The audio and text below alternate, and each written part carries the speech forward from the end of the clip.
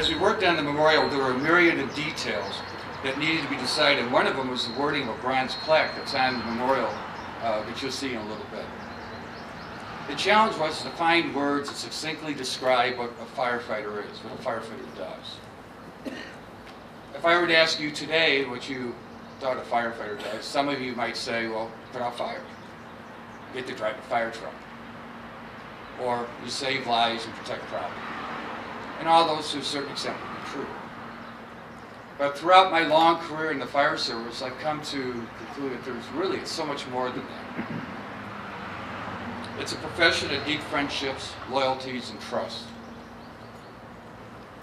The long hours spent on duty, doing the day-to-day mundane tasks that have to be completed, but more importantly, the response to the emergency incidents, some of which can be extremely intense, can create a bond between the firefighters that's really difficult to explain to people who are not in the fire service. Our department is blessed to have that bond throughout the organization. That camaraderie, that spirit of corps. Chuck was as much a part of that as anybody standing here today.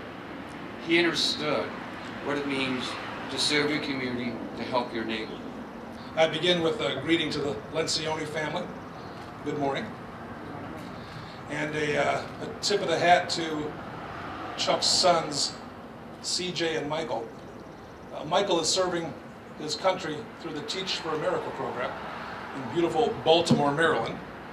And CJ, believe it or not, is serving his country in beautiful Wiesbaden, Germany, as a member of the Army.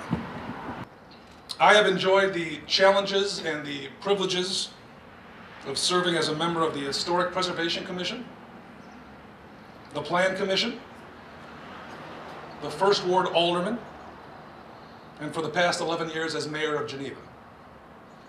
But today I have been granted perhaps the best privilege and highest honor to be here today and say a few words about Charles Sullivan Lencioni, otherwise known as Chucky.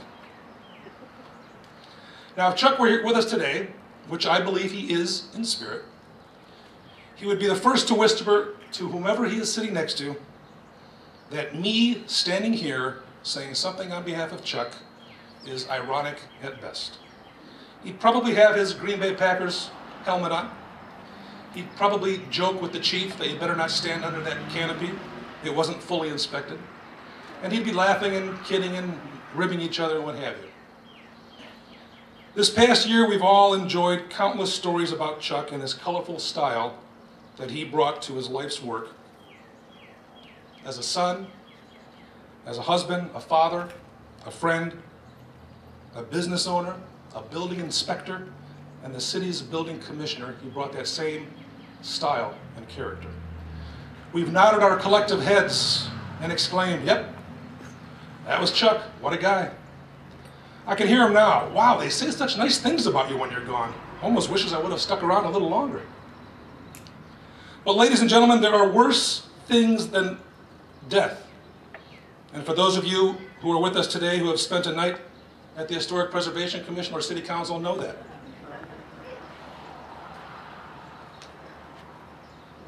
To set public policy is one thing.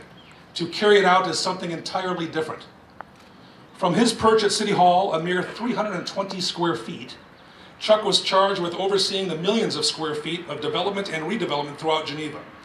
He and his merry band of inspectors were charged with signing off on the structures that now dot our landscape. From Peck Road to Couts, from Gray Street to Fabian, whether they be homes, headquarters, offices, restaurants, or retail shops. In his office, where the temperature inside often matched the temperature outside, Chuck's place was the repository of rolls of oddly shaped white paper, replete with construction hieroglyphics, and he was assigned the duty of creating edifices from what appeared to be X-rays. He did not do any of this alone, as we all know, for he did this with a team of folks that he respected, that he loved, that he admired, and that certainly he misses. As the proud proprietor of Lencioni's Firehouse 5 on West State Street, Chuck poured the drinks, cooked and served the food, sang along with patrons, calmed them down when necessary, asked them to leave, when the time was right, pushed you out at closing time, and always welcomed you back the next day. How do I know this? Let's just say I do. And we'll leave it at that. Chuck respected history, but showed appropriate deference to change.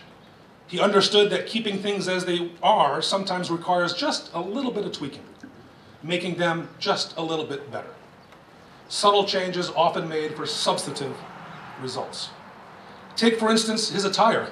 Shortly after starting to date Joan, I noticed, as did the rest of the world, changes to Chuck's wardrobe. The shirts he wore were full sleeves and pressed. Dress shoes appeared on his feet. Khakis replaced blue jeans, except for Casual Friday. And I swear to God, I even smelled cologne. And I thought, my God, what is happening to our Chucky? As Michael and CJ grew older and they began to set a course for their own lives, Chuck's proud father persona became more apparent. He would respond to compliments about both Michael and CJ with the typical Chucky catchphrase that masked his boundless love for his boys. It's a freaking miracle, isn't it? We all know that Chuck's respect for the fire service is genuine, and that it's no wonder the threat to any one of his structures that created the physical landscape of his hometown was indeed a threat to him personally. Putting out a fire was more than dousing water in a blaze for Chuck. It was about fending off an enemy that dared to forever alter the character of the community that he loved and loved him back. He celebrated events like only he could. He was the head chef at City Hall potluck luncheons. He was the grill master at city picnics, the front yard host at Swedish Days parades, and so on. On Memorial Day, Chuck was the keeper of the flags at City Hall, ensuring that they fly appropriately to honor the fallen. When tragedy struck, it was Chuck who engineered the appropriate showing of respect by lowering the flags, hanging the bunting when necessary. We do so now, of course, in his honor.